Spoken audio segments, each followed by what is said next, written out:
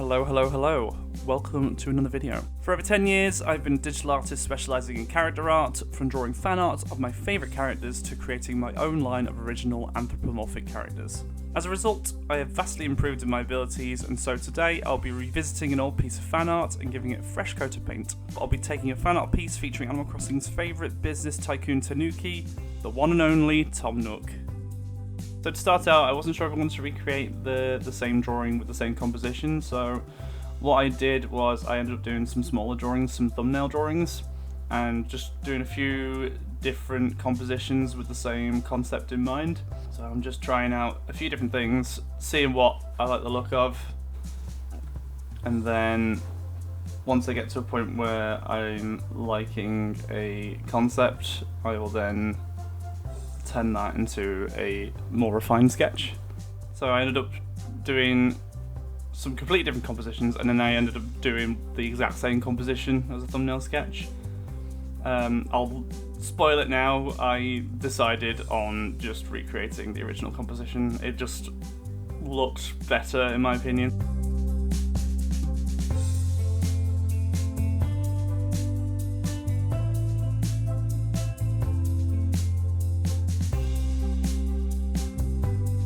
So then I sort of tried to change the pose slightly because I wanted him to look a bit more excitable rather than just standing there.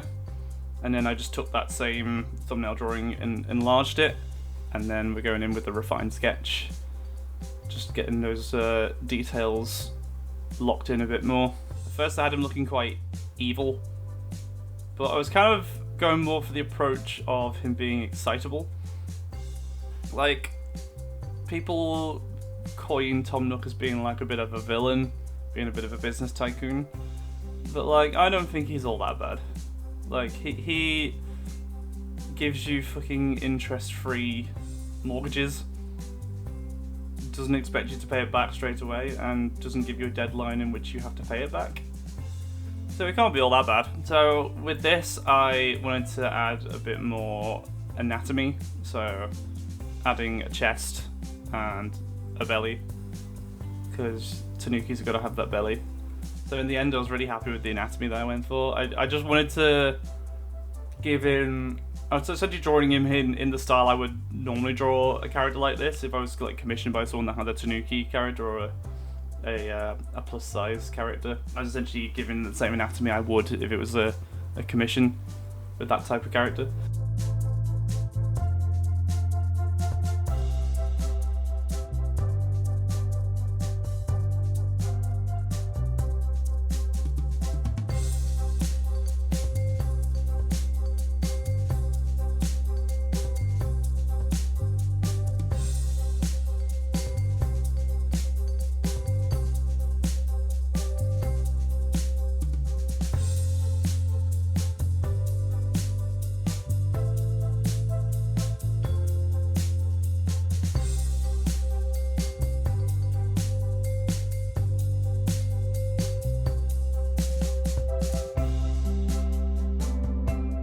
I also wasn't happy with how I sketched the hands, so I did something a little bit different, and I prefer how that looked.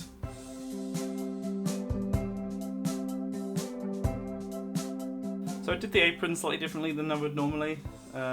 It became more like a much smaller apron, looking more like a loincloth, but I kind of like how it looked in the end.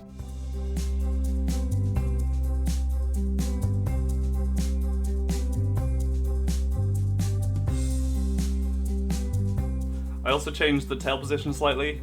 I just figured it before the money bags would either cover up the tail or the tail would cover up the money bags, whichever way around I was going to do it. So I decided to move the tail down so the money bags were kind of more in shot and nothing was being covered up too much. So back in the day when I drew objects and stuff, I would literally do line art for everything. Every little detail that existed on the page I would do line art for. I think as I've got older and a little bit lazier, I've decided that I much prefer doing like a lineless style when it comes to objects. So I tend to just draw a shape and then kind of build up that shape with extra details on top. So the colour kind of becomes the base layer rather than it being line art for everything. I think it helps like turn the character into like the focal point, and then all the other details is like secondary. And plus it just speeds up the process a little bit because I am a lazy cat. I don't want to spend ages doing line art for every little detail when I can easily speed things up by just drawing a shape and kind of leaving it there.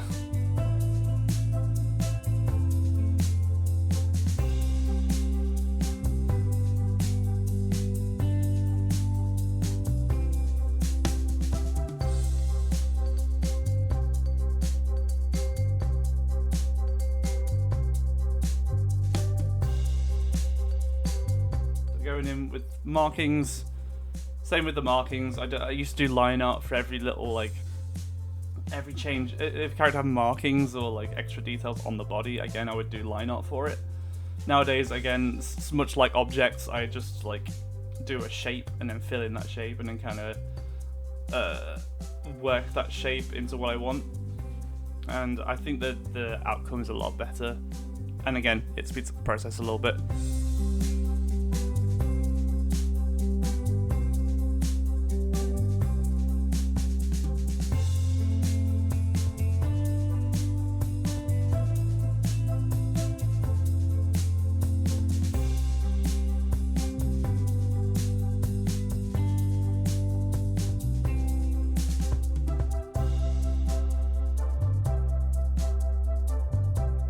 And another thing that's changed, the thing that I absolutely love doing, is having foreground elements kind of escaping the background. So I tend to draw like a box for the background, but like the character and maybe like some other objects will kind of escape that box. That's a style that I've kind of leaned into in the past couple of years, but I really like how it looks. And then I wanted to try and add some... I'm essentially treating the sort of piles of money like how I would draw mountains if it was like a scenic background. I'm trying to make the background elements lighter, and as it gets closer to the foreground they get a little bit darker. I will admit the piles of money in the background look a little bit more like sand, but that was me kind of being lazy. I think the idea behind the background, even in the original composition, I was thinking of like Tomb Raider 2 in Laura's house, where there's that secret basement area that's like just got piles of money and treasure and stuff. I was trying to channel that a little bit, so I brought that into the redraw.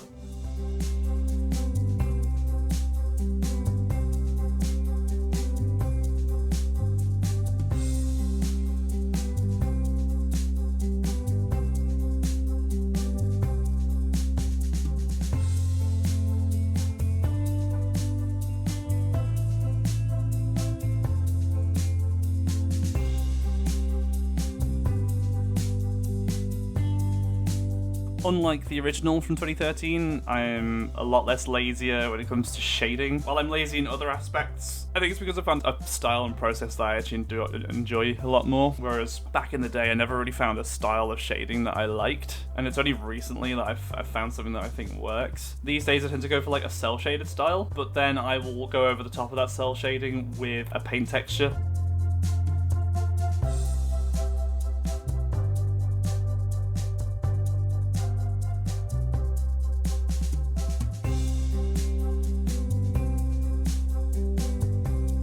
So I'm mostly a digital artist, but I do like doing traditional art as well. And the thing that draws me to traditional art is I like the different textures that you get from different mediums. And so from delving a little bit into traditional art, I try to bring some of that texture into my digital art. I wouldn't even say I'm a digital painter, really. Like, I'm pretty sure the techniques I'm using are not standard for professional levels of digital painting, but I do enough to kind of create a texture and add a bit of variation in the color, just create a bit of visual interest in the colors. That's definitely something that I've gotten better with as I've got older and practiced this a lot more, is my color theory and just creating visuals that look interesting rather than just being flat. I really like how my colouring style sort of evolved over time. It's been a long journey figuring that stuff out.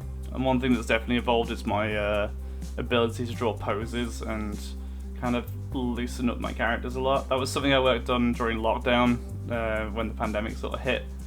I took the time to refine drawing poses and stuff just to give it a bit more life.